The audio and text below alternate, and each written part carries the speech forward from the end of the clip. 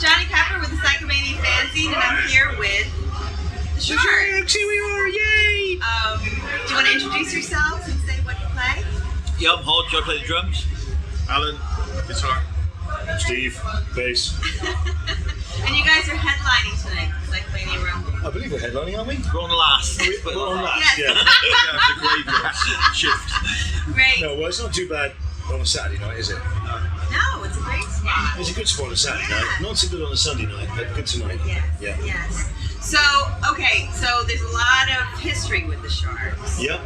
When did the Sharks first start? Alan, maybe that's a question for you. Or you, Steve. No. Well, Mr. W. it was, I don't know, 82 or something like that. We did our first album. It was, I don't know, 36, 30, how many years ago? 34 years ago or something, Should we tell the story about me seeing you on the TV? if you like. I was in a band called the Shaking Cliffs with Hodge, and we weren't happy with the guitar situation. And I was watching a local TV program on the HTV West, was it? RPM Rock. BBC. RPM, yeah, with Andy Batten Foster. Kidding. And anyway, I saw a rockabilly band playing at a venue called The Granary, the Granary in Bristol. legendary sort of rock venue that was. It has been filmed for the local TV station, and I was watching it, and I must admit that I saw Alan with his band that he had there on the TV, and I thought, he looks great, but the other two guys not so good. And I thought, well, the other two guys' positions are what me and Hodge are, and so I thought I'd try and get hold of him. So I found out their TV station, and they wouldn't give out his number. And so I said, well, here's my number, can you pass it on to him? So that's what they did, and Alan called me, and then I sent him a cassette of me playing slap bass, because his band previously was bass guitar, electric bass, and he wanted a slap bass in the band and whatnot as well. So me and Hodge came as a package and replaced the other two guys that were in the band and formed like a new Sharks. That's pretty much. And that was 84. No, that's 81. That was 81? 81? Late 81, Probably the end of 81, probably, yeah. Yeah. And then we recorded within about 2 weeks, didn't we? Yeah, a demo place. We went to like a demo studio, just really quickly. We actually played our first song, which is Roy Williams, Oh, yeah. on the phone. I used to have a second-hand like music shop, guitar shop, and so we rehearsed in there, and rang Roy Williams up and said, just done a song. What do you think of this? And held the phone out. We just played it to him over the phone. He loved it though, didn't And he liked it. Yeah. And you guys were playing in Frenzy at the time? No. What were you doing? This was long before Frenzy. This was the Shaking Cliffs. Oh, right, the Shaking Cliffs. Yeah, like a little school rockabilly band. It must have been We were, what, 15 at a time? 15, Hodge? isn't that lovely? So, Lovely. It is. Oh, it's beautiful. But then we had Still Adorable. at it. Here you are. yeah, we were. A bunch of geezers. We made the first album when me and Hodge were 16. So you must have been 20 then, right? I reckon it was, yeah. Yeah. Something like that. That was so we sent this demo to Roy Williams and we recorded this demo in this bloke's in a bedroom actually. It was, and the drums were on the landing. Yeah, they were. Microphones hanging from From bent On coat the- hangers. Yeah, wasn't it? And but he was quite a good guy. This funny enough, this guy in the studio. And we did like 4 or 5 tracks. Good vibe in there, wasn't there? It was good, man. Yeah. And we'd only known each other a couple of weeks. Sent the tape to Roy Williams, and Roy Williams went, "Yeah, I like it. I want you to do an album." So within like 2 weeks of forming, we had an album deal. So then we went back to a better studio, which one I'd used before, and recorded another however many tracks and sort of made the album like that. Yeah. So some of the album was from the original demos that we did, and some of the album was in the better studio, and together it made the Phantom Rockers album. Wow, and what a great record that is. Yeah, and that came out Diamond. late 82, early 83. Wow, I love that record. Yeah. But when we did it seemed to take forever to come out. So we gave it all to Roy, and then it seemed like an eternity before the record came out. But it was probably in reality about 3 or 4 months. But it just seemed like forever. Well, especially Back in those since it days, happened so fast. Yeah, it was like lightning. It all just happened like from not knowing each other to making the album was like lightning. The funny thing is now, now we're playing again, and everyone says, "Oh, I used to love the Sharks." But the honest truth is, back then we couldn't get a gig. Everyone hated us because we weren't rockabilly, so the rockabillys hated us. Psychobilly wasn't really. There wasn't really any Happening psychobilly. yet. No, not really. It So wasn't called that, was it? It wasn't really cool. It was called neo rockabilly then, but and then psychobilly started to sort of come around, and there started to be a little bit of a scene of it. By that time, we split up. So we were in no man's land for a long time, and we were doing gigs, and no one really liked us, you know. But funny enough, people look back at it and they go, "Oh, I used to love you guys." Yeah, they always do. And they say, "Oh, I used to come and watch you at the club for it." And we split up 3 or 4 years before the club club. started. So yeah, they get their facts We wrong. just go along with it, though, don't we? People's memories are just. I remember one night we played, which was what inspired the song Moonstone, wasn't it? We played at Warminster Rock and Roll Club, and there was some of the sort of like emerging psychobilly guys there, and they come to see us because they like what we done, and we were just doing the album, and they'd heard it and everything. And then there was the old rock and rollers there, and the old Teddy Boys, and the guy that booked us was a Teddy Boy, and about halfway through our set, he pulled the plug out. They turned the electricity. Is anyone really smash up the toilet? Yeah, And then the psychobillies. smashed the place to pieces. Yeah. So it was like, right. Crazy shit. And the annoying thing is, we were having a documentary made about us at the time by this young filmmaker from Bristol University, Michael whose name was Michael Winterbottom. He went on to be, he's now a massive film director. Yeah. But in them days, he was just a student. And the film got destroyed in the fire. Oh, wow. Part of the university burned down, and his whole coursework got lost. So he filmed that gig when there was a riot at the end, and people smashed the place to pieces. They were pulling the Sinks faucets, as you would call it, the faucets off the Yeah, wall. it sinks off the wall. And you know, just Kicking the smashing toilets to pieces. Yeah, and we were just like on stage, not knowing what to do. And so Hodge carried on playing because obviously he can, but all our stuff went off. Yeah, Too right. much. Yeah, it was quite silly. Yeah, So this the film beautiful is pea green long. suit. Yeah. Wow, that would be so great. But the guy used to wear a green drape suit. So in the song Moonstone, it says, it refers to someone in a beautiful pea green suit, but that's him. That's the guy. Jeff Majors. Jeff Majors is right. Yeah. Not Jeff. That If you're watching. He's dead, isn't he? How is he? Not Jeff's I son. remember his Dennis Healy eyebrows. He had more of a quiff on his eyebrows than on his head. Dennis Healy. Dennis Healy. Dennis Healy. Helium. Dennis Healy. So you guys split up We split up in 1983. in '83, and then you didn't get back together again until Well, that's when I formed Frenzy and did my own thing for a while. yeah. And then the guys got back together in '93 without me, with Gary Day. Okay. That's right, isn't it? Yeah, we were doing Bass. a Frank Flintstones album. That bloke Right. next door, Chuck Harvey, in the next dressing room, I was producing an album for him and co-writing it as well. And his bass, I was playing on it, so it was Gaz, wasn't he? and Gary was his bass player. And Gary, I mean, and we didn't see Steve we didn't speak, 10 years. our paths did not cross for 10 years. And then Gary said to me, "I'm surprised you didn't reform the Sharks because you would clean up, you know, everyone would go mad for you." And I said, "Yeah, but you know, we haven't seen Steve for 10 years and everything." And Gary had just got sacked from Morrison. So he said, "I'll be a bass player." So we went, "All right then." He goes, in fact, he goes, I love that Phantom Rockers album. He goes, what happened in Charlie? Was that a cow? He thought, That noise. There's a sound effect of a It's meant to be a chainsaw. chainsaw. Well, Oh, it sounded like a cat. It's having a chainsaw to me. He goes, is that because you're from the West Country? You got a cow on the He honestly thought it was a cow, yeah. Fucking hell. Yeah. But when you listen to it, you can see why. It is like a cow. So anyway, we reformed with Gary, and then we were quite busy, and we did an album, and an EP, and bits and pieces. And after a couple of years, Gary ended up going back with Morrissey, and obviously Morrissey was paying top dollar, and we weren't, you know. So I can't blame him. He did that. And then You heard I left Restless. he left Restless. And I said, well, what do we think? Should we give Steve a ring? And I didn't think for a second he'd do it, because we literally hadn't spoken for 10 years. And we met up in a pub, we had a drink, talked about it. We had a lot of work lined up with Steve. And we had an album deal, wasn't we? To be fair, we could do Oh yeah, that's right, because so. we got signed to Cherry Red when Gary was in the band, so they wanted us to do another album. So basically, that's right, so Steve played on that album. Yeah. So we all met up in the pub and sort of buried the hatchet, as it were, and decided to do it again. And then we started going out as, you know, the original lineup. So I don't give this any thought, but when we were in America, we were told, Brando said this to us, we're the only band that have got the original lineup. Can you think of one? Batmobile. Oh, Batmobile. Bastard. He shat on my firework. sorry. Yeah, and they haven't split up. Damn you, Jerome. Shit! I hate you! Yeah. Well, 1 and 2 isn't bad. I'm And it's a devastated. pretty amazing Yeah. thing. And they haven't split up, so fair play to Batmobile because they haven't split up, I think. So, yeah, how respect. Yeah, and then you split up again. You made the second No, we record. didn't split up. You just didn't play. Just stopped playing live. That's my Okay. fault because I get fed up with things quite easily, and I decided to.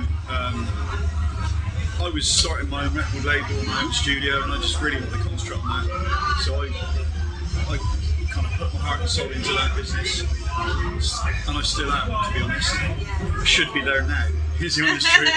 And then, but we never really split up. So therefore, people like Lonesome and promoters still kept phoning me every year. And Lonesome used to make me this annual offer every year. He'd say, "Here I am, it's that time of year again, will you play?" And my heart just wasn't in it.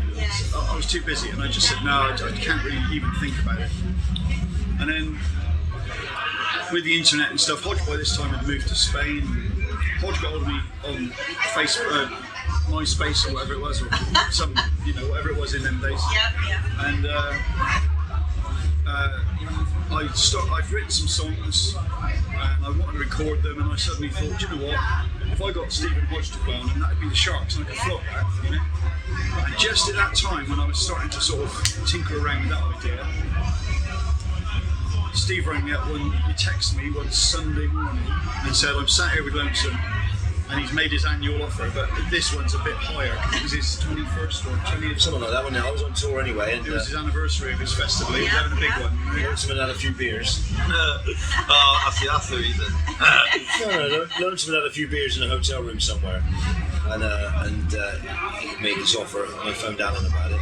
We decided to go with it, didn't we? And what year was that? 2012. 2012. So, and I had just literally recorded the Infamy album for the Sharks with us guys, the original lineup sort of thing. Yeah. And I thought, well, that might help sell the album, might be a bit of fun. Hodge was still living in Spain at the time. So we agreed to do it, but It was supposed to be a one-off. yeah, Yeah, That was fun, yeah. the problem was it cost us thousands to do it because he was flying over from Spain to rehearse with us, and we put a lot of time into that. Bear in mind, we hadn't even seen each other, we hadn't been together for We hadn't been in the same. years. We hadn't been in the same room. Yeah. It was a lot. It wasn't just a case of me flying back and rehearsing. It was a lot of, Yeah. Well, I'll be honest with you. Hodge was playing in a band in Spain. Steve was obviously still busy with Frenzy, but I hadn't really played in a band for 15 years. I work in the studio, but that's not the same as being match fit for a gig. So I was kind of the weak link, and I was rusty. I still am rusty. I've never really been shiny. So Do a lot of rehearsals. yeah. So basically, it cost us a lot of time and money to rehearse. So this one-off gig that we did, we thought after that, well, we've put all that time and money into doing one gig. We might as well do a couple more. So next thing you know, we're playing in Russia and America and just all over the place. Yeah. And it's been 3 years of it now. It's been quite good, So But now you're gonna hang up. This is the last year. because the one-off reunion has now lasted 3 years. Yes. And it's- You're gonna lose your credibility. that isn't far from the truth. And also, we're also busy. Yes. I mean, Alan's got the label in the studio. I've got friends in the Blue Cats, and Beltane Fire coming back, you just said. yeah, It's Beltane so- Fire's you been know. there, so. Yeah. And the thing is, to be honest, the way I look at it, everything's got a shelf life. Yeah. Everything's what? Has a shelf life. Yes. Like, and if we were only going to do one gig, Yes. as we just said. So we've done 3 years, and we find a lot of things. I'm finding it's like that. It's going like that a little bit, and I want to end up here Bubble or if burst. possible. I don't want to end down there where we're like playing to 10 people, and you just don't want to do it. So this year is a good year to. Yeah. It's a And it will be fine. It's not. There won't be no comebacks. I'm not restless. Sorry, Mark. It's difficult for us because we're all so busy, we can't rehearse. Yeah. And we're headlining events, but there's other bands that rehearse like hell. And they really deserve that spot, and we just come along and just sort of like flanks in and fucking play top of the bill and flames. You know what I mean? Well, you know, Well, he flames I kind of swagger it. I don't think it's a bad thing. And of course, people want to see the Sharks, and it's brilliant that you guys are playing. Yeah. People that we can see you guys play. Well, mate, I'm actually still astounded that we're getting you asked to play after 3 years. You know what I mean? So, Yeah, you know, especially like Al just said, with all of this great bands, you know. And This is our first year at Psychomania. yeah, It's the Sharks. Yeah, he's been trying to get us for a few years. Here we are. And now you have 2 more gigs planned this year, right? No. Japan and LA. Oh, there's a lot more. Really? 15. 15? Yeah. Wow. I don't know, it's 13, 15 or something. And like We've got all 4 over in the world? Japan. 4 in Japan. Well, we've got Sweden, Finland, Spain, Belgium. Right, you play. Got a Bedlam. couple in England, and then our last gig is in LA, which is we've played there a couple of times before, which is we love it. And they love you. It's been We played the Cyclones it's last been year. amazing. You know, That was awesome. we played in Brazil to thousands of people, and they're all like younger than my kids, and they're all singing songs that like, we wrote when we were kids. Like, and I just can't get my head around that. And it's just It's really inspirational, I think. You know, when you say, you know, Hodge, that, you know, we've had our 3 years, and we were saying, Alan, you know, let other bands play. I mean, I think that is a really big thing to say, and a really wonderful thing to say. Yeah, it's just honest, isn't it? Really? I think the thing is as well, It's inspirational. we didn't realise, you know, when you speak to some of the people about it, we didn't realise, because we were just doing what we wanted to do at the time, we wanted to do something different within the rock and roll genre, because all the old Teddy Boy stuff had got a little bit, you know, all that 70s Teddy Boy stuff, and so we just came out with our own thing, did our own thing for a while, burnt brightly for a couple of years, and then fizzled out, and we don't realise what an effect that Phantom Rockers album had on people.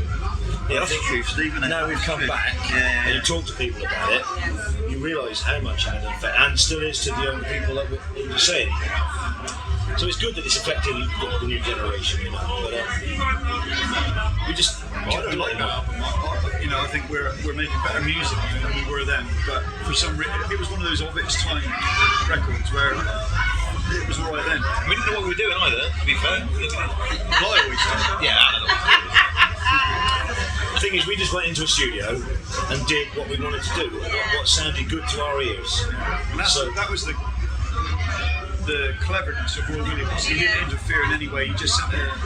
He gave us a budget basically. He said, "Go down, record an album. You've got a week or whatever." 35 quid, right? He paid the bill. It's any check I've ever seen. And that's not strictly true, is it? Forget you're on camera here. You can't lie. You know, he just kind of he didn't interfere. He didn't get involved in it. He just kind of trusted us to do, because he was of the opinion, well, that these kids seem to know what's going on at the moment. And Roy was that much older than us, so he kind of he had enough sense to kind of just step back from it and say, you do what you think's best. Which was, you know, So we were given a free rein, weren't we? when you're spending someone else's money, you know, that's so Just sent us some money, went to the studio for a couple of weeks, and slept in the back of the car. Actual fact, we slept in my dad's car. We didn't even have a hotel. We slept in the car outside the studio. And every day we went in, no shower or anything. You know, like we must have been. Coming. And then on the last day, When that happens in my studio, I get the hump when they have a shower. but on the last day, the guy in the studio said, "Oh, we had a spare room upstairs." Oh, Didn't realise you were staying in the car. Yeah, that's right. She said, "Which hotel are you staying in?" He said, "You see that estate car up there on the road?" I said, "We're staying in there." And he went, "Oh yeah, I've got a spare room upstairs." Oh, gee. Yeah, it's true. So we stayed the last night in the spare room, didn't we? We did, And yeah, then that's right. That's when we wrote Slip Disc. In actual fact, we were writing songs walking down the stairs. Yeah, to the rehearsal. Because it all happened so quick. So Roy said, you know, I want an album from you, but I want it like next week or whatever. So we literally went straight in the studio. We'd only known each other a couple of weeks. And we were writing songs, walking down the stairs, going into the studio, which was in the basement. We were writing songs. Yeah. When we got to the bottom of we'd start the song at the top of the stairs. When we got to the bottom of the stairs, we recorded it. I mean, that's not exaggerating. No, Actually, pretty much true. particularly with the Slip Disc, wasn't it? Because we even got the tenses wrong, didn't we? We went from present to past tense. In the song, didn't realise until it was printed. So that's it. I have to listen to that album, That's man. great. That's so real. Young, dumb, full of cum. it was exciting times. It was. Yeah, it was because we great. were young, and it was all, the sun was shining. It was all just, And that you could see that something was beginning to happen in the scene, that it was changing, and there was like a little spark happening again. Whereas the old Teddy Boy thing, as good as it was, that was all a bit mouldy. And then all this bright, sparky stuff was beginning to happen with bands like, Polecats, the Stray Cats. We played in Holland in 1982. And we actually went over on the train. we weren't old enough to hire a van. So we went over on the train. And here's what happened. We pulled into Rotterdam train station because we had to change trains at Rotterdam. And there was two girls walking down the platform, and one had the sharks written on the back of her coat. And we didn't realise it was us, so we went, fuck, I'm sorry. There's another There's another band called The Shark. And then at the gig later on, we saw the same girl with the jacket, and we realised it was us. Wow. No, it's broadcast live on the radio as well. No idea. Then we put melted butter into Johan Cruyff's tea. No, we did. Hotel. You did? Yeah, he was there. The football team was there. Yeah, Fenway football team. So we melted butter into his tea. Just for a practical joke, Yeah. But I can remember He was like legendary, he's like a world famous footballer. He was the captain. Yeah. And we looked out the window, didn't we, when we were at that hotel, and there's crowds of people outside. All Yeah, we thought it was for amazing, it was for the Sharks. Weird, that was odd. Okay, so this isn't really the end, though, is it? We might still do some recording. Yeah, I think we'll probably maybe do some recordings, but they're not going to play live again. We just couldn't. You can't top it. No, it's like I said, it's going like that down because we just can't commit. We're not, and it is disrespectul, like Alan said, like you said, to the other bands who take it seriously, who rehearse and who tour and who do it properly. We don't. We're just living on past endeavours, and it's not. That's not the main It's a truth. bit more than that.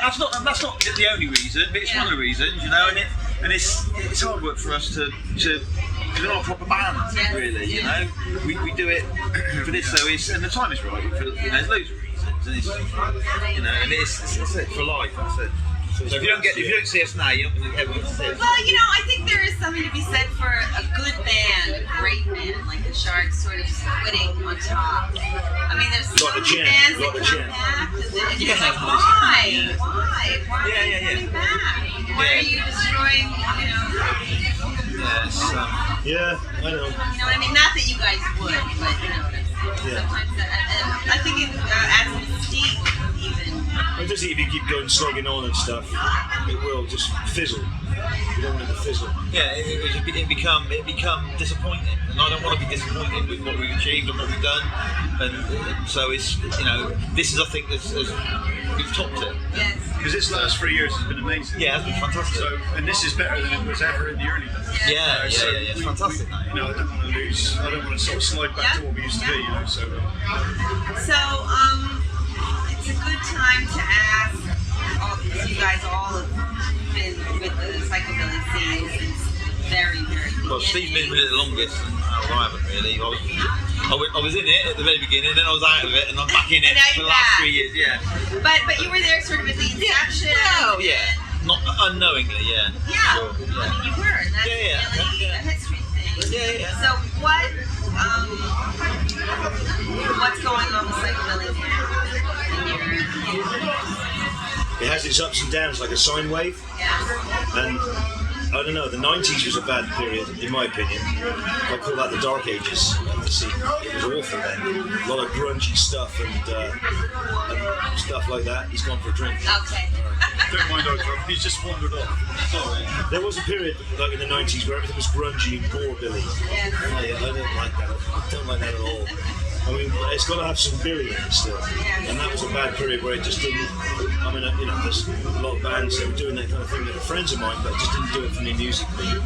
I think since the early 2000s, it's been on the up again because it's more about music now and the songs, and a lot of the people. There's some great bands out there. Yeah, It's the best time, really. they're more interested in being musicians as psychobillies, whereas in the old days they weren't.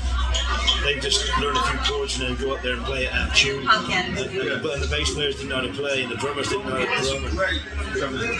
But now it's completely changed around. There's a it's definitely something they want. A lot of the bands want to be musicians, and that's definitely a positive. I don't know. I think that maybe the last 2 years might have been a little bit of a dip. I feel it's on the up a little bit again. Right. I mean, you know, the tours that I've been doing and the gigs that I've been doing have all been very positive. So, some of the festivals maybe need a bit of refreshment. But, well, that's another thing. I mean, right now there's like so many festivals. you've got to keep it fresh. Yeah. You need fresh ideas injected into it all the time. Otherwise, it just becomes stale. You know, but some people in the scene are like the old Teddy Boys from the old days. They don't want the new They don't want to think ideas in it. So they've become as blinkered as the old Teddy Boys were. Which is the whole reason Psychobilly started in the first place. Yeah. Because I'll say we didn't start Psychobilly, but the people who started Psychobilly, the whole idea, they were sick of being told what they could and couldn't listen to, but now it's gone sort of back to that, where, you know, sort of orthodoxy. Yeah. you know, everyone's got middle-aged. Well, In the psychobilly scene, you've got to be open to fresh ideas. And that some people are. Some people are. And I think the bands that are will be the ones that are the next generation that will succeed. Yeah, that's a good point, Steve. I don't really know what Psychobilly is now.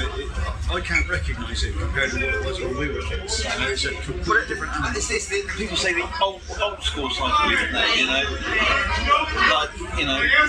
Well, it's some of the younger bands like the Grims or the G-Bats, you know, they're doing what they would call old school. Very neo style. Yeah. Boston Rats as well. Like this band here, we're playing tomorrow, Swap Rats. Yeah, They're exactly what we were. yeah, they sound just like 35 years ago, yeah, exactly. Yeah, they sound. You know, I was on YouTube the other day, and the Swamp Rats song, which is and I thought, oh, they're doing another Sharks cover. What song is it? Oh, really? It was their own song, but it sounded like we did back in the 80s. Amazing, yeah, brilliant. But that's because I think it sounded like that. Because Psychobilly's evolved over the years and got a lot heavier, I think. Like the stuff we were playing, it was considered Psychobilly at the time, is now very rockabilly. Whereas at the time it was considered like outrageous and nobody liked it because it was too far out. You know? Now it's really old fashioned. Like everything, the genre's evolved. Moved, Yeah. quite right. But it seems to be that sound is coming back around. Like a lot of that early one. More neo style. Like you say, the Grooms are doing it. The Americans have kind of discovered that early neo sound again. There was another band as well. I can't remember the name of them. We played with over there once years ago with Frenzy, and they're very, very neo. You know, I think that's good. I like that sound. I still don't like the grunge board. Okay, guys. Well, is there anything else that you want to say to the readers of Psychomania? No, thanks for the ride. That's I what would I like to say. say thanks to anyone who ever bought a Sharks record or came to a Sharks show or bought a Sharks t-shirt. Thank you very And much. I'd like to say, Jam Jam Palale, Ham Cam, Higalale, Ham Cam Gale, I'm not his mummy. Thank you very much, Sharks people everywhere. And I have to say, at the end of the first Sharks album, it says, "I'm not his mummy." It's from a TV advert of Sugar Puffs breakfast cereal. People have asked me that over the years so many times. The guy with the big chin. And I just wanted to say that's what it's from. From a Sugar Puffs advert. Thank you very much. Hodge, Alan Wilson, Pleasure. You're welcome. and Steve. See you later.